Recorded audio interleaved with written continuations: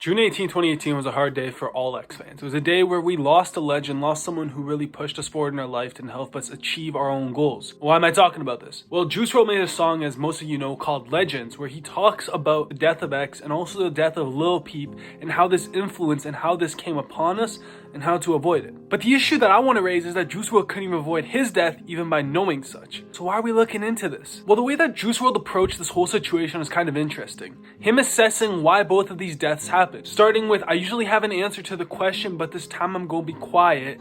This time it was so unexpected. Last time it was the drugs he was lacing. Yes, that's how it fully happened. You know that Lil Peep was doing different types of drugs to get his mind off of different issues in his life. So obviously something like this would happen in his life, where he gets caught up in the wrong drug that one day, and boom, Lil Peep's gone.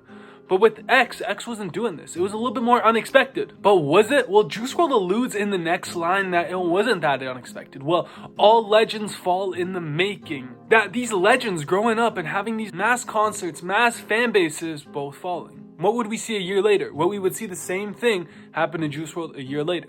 Juice Wrld growing into a huge fan base the next year, also dying the week of his birthday festivities. So what does this all say to us? Well, later in the song, Juice Wrld saying, "What's the 27 club? We ain't making it past 21." Kind of foreshadowing what's gonna happen. It used to be the 27 club. Kurt Cobain, Amy Winehouse, Jimi Hendrix, people who never reached their full potential and died at the age of 27 in the music industry. But now it's turned into the "we ain't making it past 21 club." X dying at the age of 20, Lil Peep dying at the age of 21, and then Juice Wrld a year later dying at the age of 21. Kind of strange how he foreshadowed, in a sense, saying that we ain't making it past 21, that 21 is the age where it all falls down.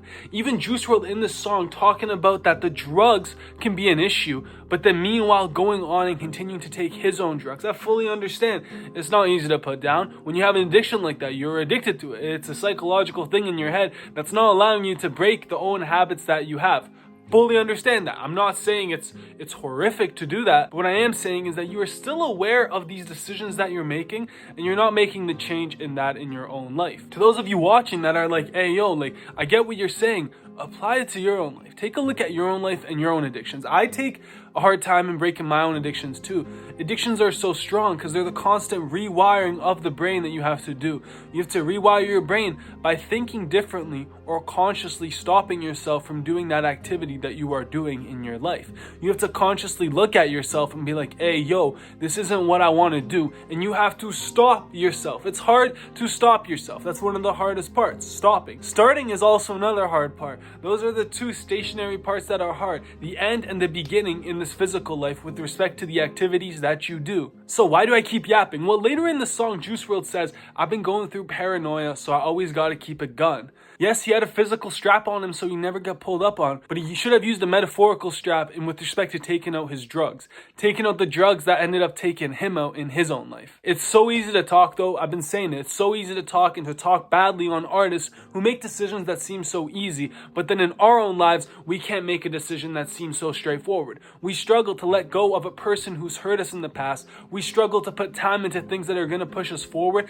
and we spend way too much time scrolling on this social media. An insane amount of time scrolling on the social media that gets us little to nowhere. Yes, there's some motivational pages. Yes, there's some news, but it does little to nothing to us. That's one of the greatest addictions in this own world. Losing our own time, losing our own sanity. We're going to go through our lives and we ain't even going to make a difference in our own lives. But Juice Wrld, even in the second verse, starts to allude further to his own demise. Him saying, my mind is foggy, I'm so confused. We keep on losing our legends too. The cruel cold world, what's it coming to? The end of the world, is it coming soon? Him saying his mind is foggy. Fogginess being one of the symptoms after you take one of these drugs and you can't really think clearly because you're so numb on these drugs.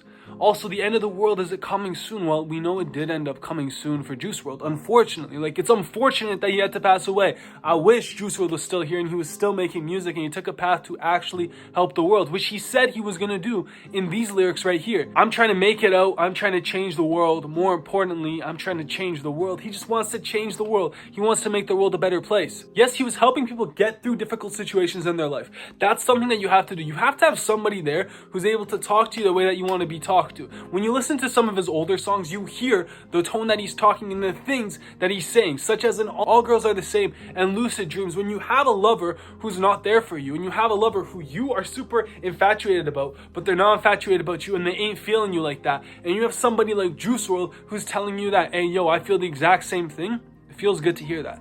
It feels good to have someone in your life who's going to tell you and feed you what you want to hear. But at a certain time, you also need to take that next step of growth and to grow out of bad habits. Yes, you have to indulge in it. You have to understand that it's there. That yes, this hurts, this is painful. But your reaction to what you're going to do when it's painful is equally important to the thing that's hurting you. It's so important to look at how you're going to react to these situations. It's also easy for me to talk right here and just give you this, but you have to analyze your own self. Juice WRLD was analyzing his own self at this part, but I feel like he could have taken an extra leap into furthering his life instead of also being one of the legends that didn't make it past the 21 Club. Yes, he's showing appreciation to old legends, X and Lil Peep, but unfortunately he became one of them as well.